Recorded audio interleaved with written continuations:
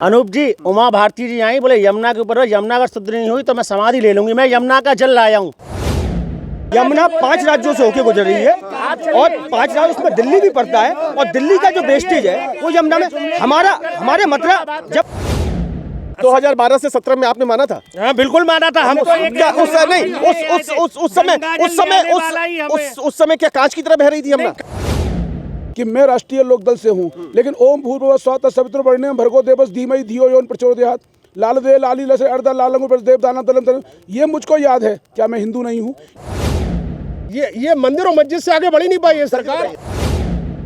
नमस्कार, मैं हूं अनूप शर्मा। इस समय हम मौजूद हैं योगीराज भगवान श्री कृष्ण की क्रीड़ा स्थली वृंदावन में और आपके लिए लेकर के आए हैं हमारा खास कार्यक्रम इलेक्शन IRA। यहाँ हम अलग अलग पार्टियों के समर्थकों से, उनके पदाधिकारियों से बातचीत करके फिर से जानने की कोशिश कर रहे हैं कि किसके क्या है दावे, किसको क्या है उम्मीदें और किसके पास क्या है आधार। भारतीय जनता पार्टी से युवा पदाधिकारी शशांक शर्मा है, यहाँ शत्रुघ्न शर्मा साहब हैं।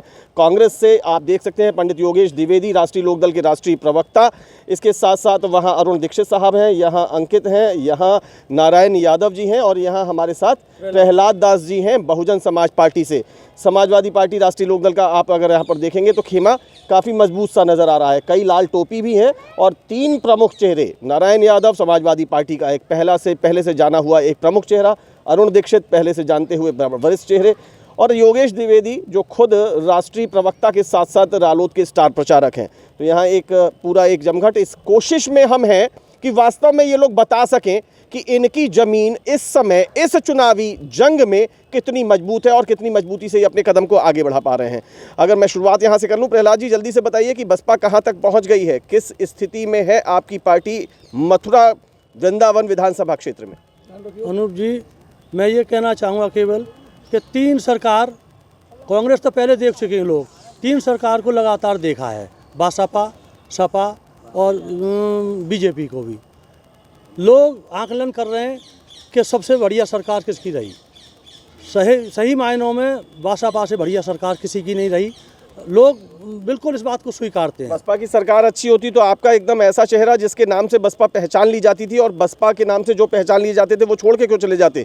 योगेश जी, सबसे अच्छी सरकार बसपा की रही, बहुत लंबा समय गुजारा आपने, तो कितने वर्ष गुजारे थे? 18 साल सर। 18 साल में कितनी अच्छी लगी और क्यों छोड़ना पड़ा?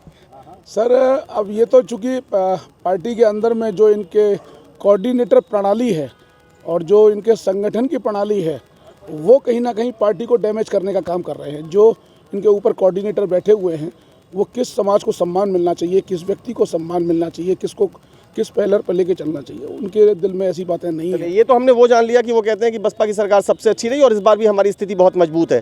संख्या तो बहुत है आपके पास इस समय। यहाँ मैं जहाँ खड़ा हूँ इसके देखिए लाल टोपियाँ भी खूब चमक रही हैं जिस पर प्रधानमंत्री नरेंद्र मोदी खुद निशाना लगा चुके हैं। लेकिन बाहर से लाए हुए प्रत्याशी के साथ जीत की उम्मीद लगाए बैठे हैं मथुरा में। सर देखिए, बाहर से लाए हुए प्रत्याशी की अगर बात करें तो भारतीय जनता पार्टी के प्रत्याशी भी तो सर बाहर से लाए हुए हैं। आप चलिए हाथ के हाथ पूछ लेते हैं, मैं क्यों बोलूँ इसमें। वो सब जानते हैं कि वो बाहर के नहीं है, गाठौली के रहने वाले हैं, उनकी वोट भी वहीं डलती है। ये तो आम जनमानस सबको मालूम है। इसमें ये किस तरीके से बोल रहे हैं? बिल्कुल शशांक जी की बात से मैं सहमत हूँ, लेकिन सादाबाद विधानसभा सर आपको अगर पता होगा पहले मथुरा वृंदावन विधानसभा में ही सब दशकों पुरानी बात हो गई। नहीं, जो भी है सर, दशकों से थी तो वो देवेंद्र अग्रवाल जी बाहर के नहीं है। तो बता दीजिए अरुण, आप उंगली उठा रहे हैं तो बता दीजिए कोई मिला नहीं था आपको?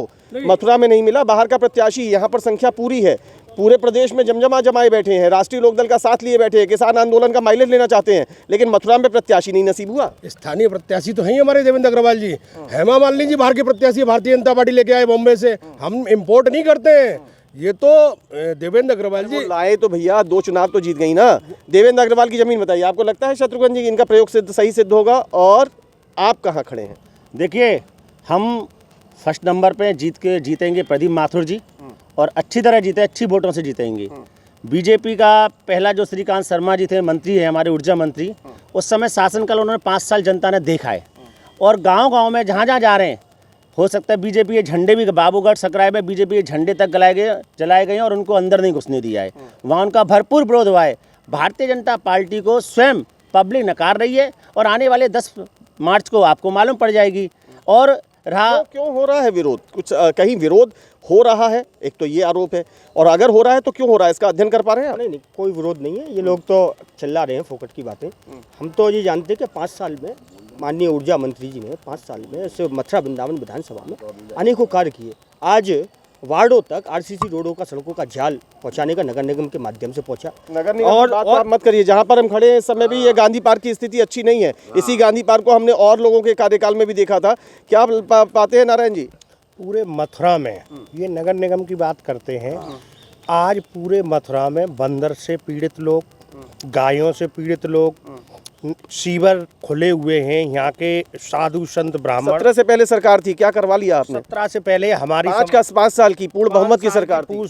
700 करोड़ अभी रुपए तो उन्होंने बहुत सारे छोटे दलों से उन्होंने गठबंधन किया है, उससे पहले तो उनके पास गठबंधन भी नहीं था। हमारा पास गठबंधन नहीं था। 700 करोड़ रुपया गोवर्धन को देने के लिए बंदर कहाँ से नहीं उठ पाए? अभी इन्हीं के समय पे क्यों? सरकार में, तेरी सरकार में होगा, तेरी सरकार में नहीं होगा तो बुराई, मेरी सरकार में नहीं हुआ तो भलाई। आए थे तो उन्होंने सबसे पहले कहा था कि मैं जमुना को शुद्ध करूंगा और बंदरों को यहाँ से हटाएंगे। आज तक एक बंदर टेंडर में पकड़ा गया हो अनु भाई तो मुझे बताइए आप। देखिए, जब से श्रीकांत जी आए उसका सबसे बड़ा काम ये है कि एसटीपी प्लांट बनाया गया।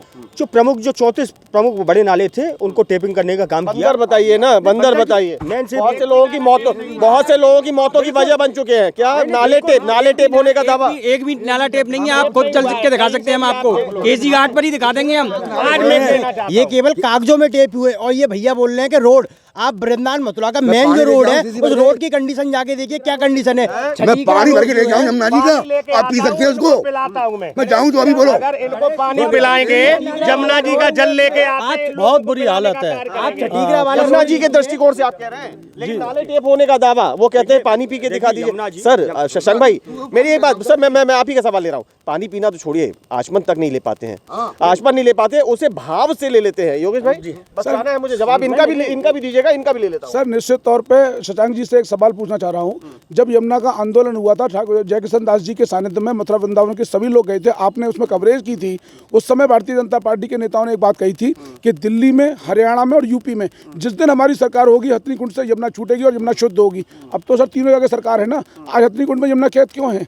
सवाल का जवाब यहाँ से भी ले लेता हूँ, फिर आ रहा हूँ आपके पास। कई सवाल एक संग हो रहे हैं। अनूप जी, उमा भारती जी आई, बोले यमुना के ऊपर हो, यमुना अगर शुद्ध नहीं हुई तो मैं समाधि ले लूंगी। मैं यमुना का जल लाया हूँ।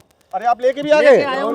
ये देखिए शत्रुघ्न शर्मा जी अपने साथ यमुना जी का नहीं, ये पहले शत्रुघ्न जी देखिए, एक मिनट शत्रुघ्न जी, बात को बहुत ही मत, क्योंकि आपके हाथ में यमुना जल है, कहीं आप इसमें कुछ घालमेल तो नहीं करके लाए हैं कि यमुना जी के जल में कुछ और जानबूझ करके आप मिला दिया? यमुना का जल है, सीधे यमुना जी से भरा हुआ का जल है। और हम भक्त हैं राधा रानी के। आपके यमुना जल, गंगा जल लेके हाथ में कसम भी खा सकते हैं, यमुना का जल है। और इसको यमुना, जो बीजेपी भक्त कहती है, हिंदू वाली बात करती है कि इस जल को पी के दिखा दे कोई भी। मैं तो नवल की महाराज के कारण लाया था। बताइए निश्चित रूप से बताइए। देखिए, यमुना 5 राज्यों से दिखाइए, जल्दी दिखाइए। शशांक जी आप देखते भी जाइए। बिल्कुल नहीं, इसमें कोई ये तो हो सकता है कि चलिए रेत आ जाए, लेकिन ये काला है, इसमें ऑक्सीजन नहीं है। यमुना खुद की जिंदगी की कामना अपने भक्तों से कर रही है कि उसने पता नहीं कितने को जीवन दिया होगा। क्या हुआ, आप कहाँ से कर बैठे थे? देखिए उसने हाथ के हाथ अंकित ने कह दिया कि चलो मेरे संग, मैं दिखाता हूँ।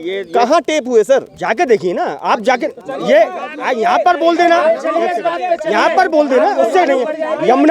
यमुना 5 राज्यों से होके गुजर रही है और 5 राज्यों, उसमें दिल्ली भी पड़ता है। और दिल्ली का जो वेस्टेज है वो यमुना में, हमारे मथुरा, जब मथुरा जनपद में यमुना आती है तो हम उसके, हमारे जो प्रमुख नाले हैं उनको टेप करते हैं। और आने वाले समय में आप देखेंगे कि दिल्ली में, शशांक देखिए, अब आप मेरी वजह से, मैं आप ही लोगों का, आप ही का, देखिए कई बार चर्चाओं में कुछ निष्कर्ष की भी बात हो जानी चाहिए। Shashank I am so sorry, लेकिन मैं इस कहने को संकोच नहीं करूंगा कि अगर पूरे मथुरा के क्षेत्र में अगर मान लीजिए से फॉर एग्जांपल 10 नाले हैं तो कागजों में 10 के 10 टेप होंगे, हकीकत में उनमें से 4 या 5 ही टेप हैं, सब इधर उधर का घालमेल चलता है। जल्दी से आ रहा हूं अरुण भाई, आ रहा हूं।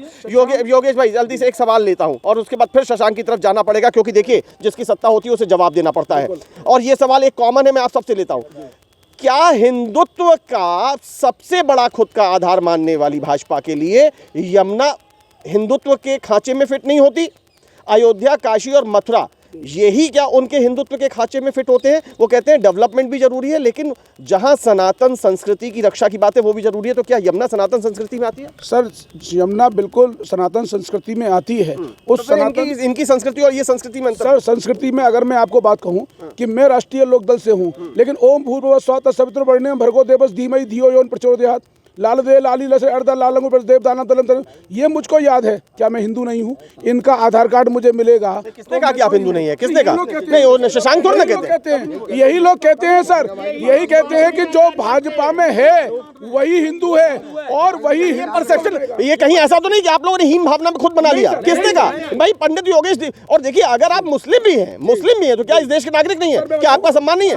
वृंदावन के अंदर गौरा नगर में मुस्लिम समाज के हमारे जो भाई हैं वो बांके बिहारी जी की पोशाक बनाते हैं। हाँ, बिल्कुल बनाते हैं। उनके बहुत सारे श्रृंगार का सामान मथुरा के अंदर में पायजेब के जितने कारखाने हैं वहाँ पर सारे मुस्लिम भाई पायजेब बनाते हैं। वही हमारे परिवारों की सुहागिनें औरतें पहनती हैं। हाँ, क्या कह रहे हैं? जल्दी बताइए। मैंने जो पूछा था वो बात समझ के उसी को जवाब। मैं इनको हिंदुत्व चुनाव में याद आता है, इनको यमुना जी और जितने वादे सिर्फ चुनाव में याद आते हैं। आज हिंदू खतरे में इनको दिखेगा 15 दिन और आएगा। तो क्या आपको लगता है कि यमुना जी के ऊपर इस समय कृष्ण जन्मभूमि मंदिर आ गया है?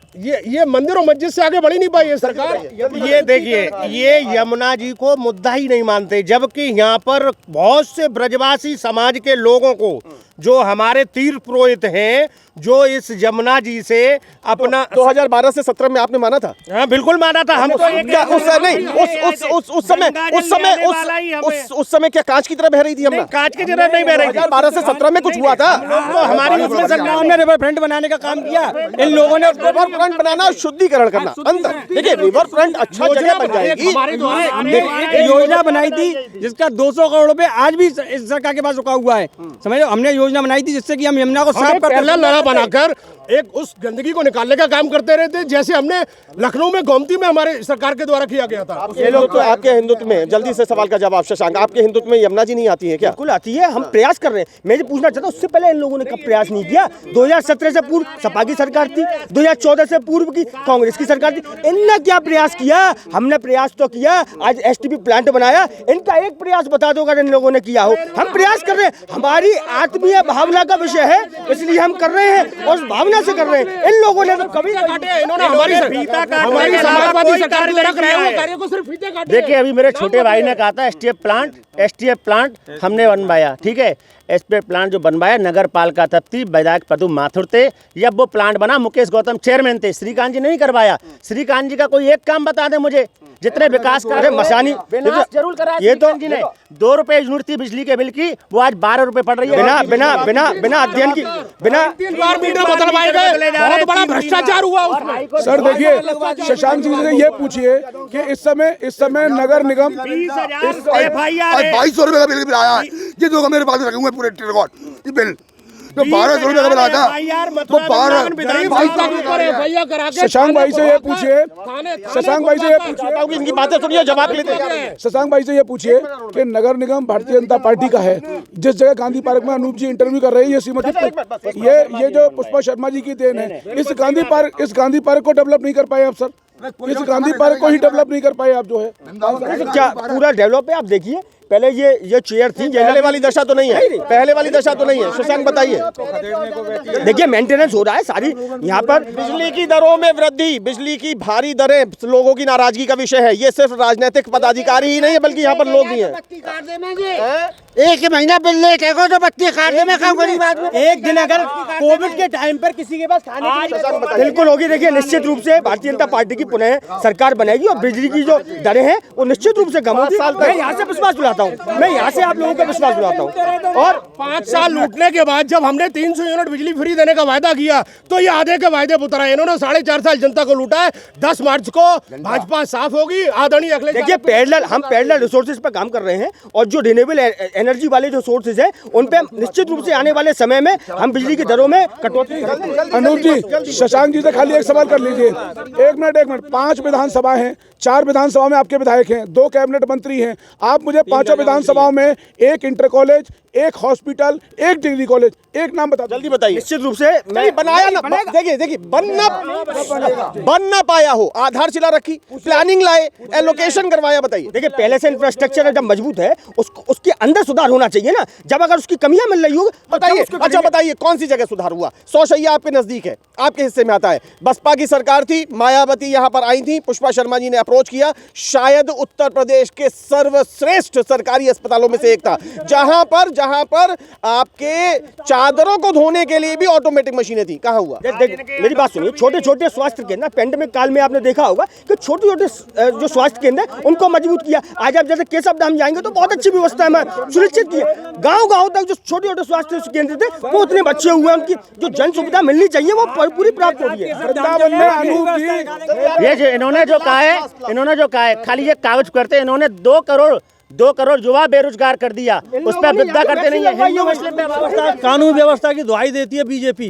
कानून व्यवस्था बासपा सरकार में थी बहुत अच्छी, और आप देख लीजिए हॉस्पिटल जो है इसको दुर्भाग्य कहा है कि 5-5 किलो अनाज में भीख मांग रही है जनता। चलिए देखिए, जो है जिस राशन वितरण को, जिस लोगों तक भोजन पहुंचाने को आप अपनी उपलब्धि मान रहे हैं, उनका कहना है कि ये तो स्थिति क्यों आई कि हमें ऐसे हालात मिले कि हमें मांग के खाना पड़े। नहीं, बिल्कुल कोई मांग के खाना नहीं। इससे पहले जिनके कार्ड बनने हैं, ये सरकारी योजना है, स्वाभाविक रूप से सरकारी योजना है। जो लाभान्वित होना चाहता है, जो जिसको अनाज की कमी बढ़ रही है, वही राशन में जा रहा है, राशन लेने जा रहा है। तो सरकार ने तो अच्छी व्यवस्था की ना। ऐसे पेंडेमिक का एक भी पॉलिटिकल पार्टी का कार्यकर्ता पेंडेमिक में निकल के आया हो, सिर्फ भारतीय जनता पार्टी के कार्यकर्ता, राष्ट्रीय स्वयंसेवक संघ के कार्यकर्ता कोरोना टाइम में माननीय प्रदीप माथुर जी ने, सुनिए बीजेपी को खुला चैलेंज देता हूँ, एक भी जगह खाना नहीं बटाया, न श्रीकांत आया, ये लक्ष्मी नारायण चौधरी और न हेमा मालिनी, प्रदीप माथुर जी की डेली गाड़ी, कोई नहीं, रोटी बांटती थी और अनुप जी भारतीय जनता पार्टी के कार्यकर्ता, राष्ट्रीय झूठ बोलते हैं, झूठ इसको तो मैं इनकार नहीं करूंगा कि भाजपा ने उस समय अपना एक खास टाइटल बनाया था। इसको देखिए, वो कोरोना काल में हर व्यक्ति के मन में मानवीयता थी, संवेदनाएं थी, लोग मदद कर रहे थे। बस जल्दी से लास्ट कमेंट आप जी बिल्कुल आप मैं अभी अगर मथुरा वृंदावन समेत 5 विधानसभाओं पे बात करूं तो बसपा कितनी सीटों के लिए संभावित? पांचों जीतेंगे, 5 जीत का दावा। आप कितना जीतेंगे, कैसे? कि अगर कितनी स्वास्थ्य और शिक्षा सर कितनी जीतेंगे, कैसे जीतेंगे? क्या हम 5 की 5 सीट जीत रहे हैं? देखिए, श्रीकांत शर्मा को जनता ढूंढ रही है, जगह जगह से दौड़ा रही है। देवेंद्र अग्रवाल भारी बहुमत से कितनी 10 मार्च को जीतने वाले हैं। गठबंधन की 5 सीटें हैं, 5 सीटें कैसे सिर्फ जवान से लिया और गोला दाग दिया। जनता से जीत रहे हैं सर, प्यार से जीत रहे हैं सर, भावना से जीत रहे हैं, स्नेह से जीत रहे हैं, नाभि से जीत रहे हैं। बताइए जल्दी से। कांग्रेस 3 सीट जीत रही है मथुरा जिले से। हमारे किसी एक मिनट सर, शत्रुघ्न भाई आप बहुत पुराने वर्कर हैं, जल्दी से 4 अन्य विधानसभा, माट, बलदेव, गोवर्धन और छाता प्रत्याशियों के नाम बताइए। दीपक चौधरी गोवर्धन से, विनेश सेलवाल बलदेव क्षेत्र से और प्रदीप माथुर हमारे यहाँ से। ये तीनों जीत रहे हैं। 2 और बताइए नाम। 2 और नाम वहाँ से सुमन चौधरी है, मार्च में उधर से 5-4 नाम मेरे पे है। एक और पांचवी जीत नहीं रही है, जीती नहीं रही है, पांचवी जीत नहीं। जल्दी कैसे, क्या है संभावनाएं और क्या है आधा? पिछली बार हमने 4 जीती थी, इस बार 5 जीतेंगे और उत्तर प्रदेश में 350 प्लस के आंकड़े को हम पार करेंगे। चलिए, इस प्रकार से आपने देखा यहाँ पर बस शत्रुघ्न भाई को कोट करना इसलिए जरूरी है। मैं अपना कंक्लूजन बस यहीं से शुरू कर रहा हूँ कि ये आपने सभी की बातचीत सुनी है, सभी के पास अपने अपने तर्क हैं, सभी के तर्कश के अपने अपने तीर हैं। जो पार्टी सत्ता में होती है स्वाभाविक रूप से उसकी जवाबदेही बनती है। तो आज सबसे ज्यादा भाजपा पदाधिकारी शशांक को सवालों का भी सामना करना पड़ा और हमले का भी सामना करना पड़ा। उन्होंने अपनी तरीके से अपना पक्ष रखा है। इसी के साथ आपने देखा कि बहुजन समाज पार्टी हो, समाजवादी पार्टी और रालोद का परिवार हो या भाजपा, सभी 5 सीटों का दावा कर रहे हैं, अपने अपने आधार बता रहे हैं। लेकिन कांग्रेस के एक ऐसे ईमानदार पदाधिकारी मुझे मिले हैं जो खुद ही कह रहे हैं नहीं भैया हम तो 4 ही जीत रहे हैं। पांचवी प्रत्याशी का, छाता की प्रत्याशी का उन्हें खुद नाम तक नहीं पता है और फिर कहते हैं कि नाम मैंने इसलिए नहीं जाना क्योंकि वो जीत नहीं रही है। और ये कुल मिलाकर के इस समय सूरत हाल है। इस तरीके की ये बातचीत, इस तरीके का पक्ष, आप जो है ना सबसे समझदार आप हैं। यहाँ कोई कितना भी समझदार बना करे मुझ समेत, लेकिन हमारी सारी समझदारी तब शून्य हो जाती है जब आपकी समझदारी चलती है। और मेरी आपसे बस यही विनती है कि अपने अपने खुद के बिल्कुल स्वस्थ आकलन से खुद आकलन करिए कि क्या अच्छा है क्या बुरा और आपका वोट कितना महत्वपूर्ण है। लेकिन इस सब के बीच एक अपील सबकी तरफ से करना चाहूँगा कि 10 फरवरी को मतदान करने जरूर जाइएगा, क्योंकि ये लोकतंत्र का महोत्सव है। इसमें अगर आपकी भागीदारी नहीं हुई तो इसका रंग कुछ फीका पड़ जाएगा। ये था हमारा खास कार्यक्रम मथुरा वृंदावन के गांधी पार्क से इलेक्शन आया रहे। इन सभी साथियों का, सभी पदाधिकारियों का, सम्मानित का बहुत बहुत धन्यवाद, बहुत बहुत शुक्रिया। बस चलते चलते स्वीकार कीजिए मेरे और मेरे साथी बलराम शर्मा की ओर से नमस्कार।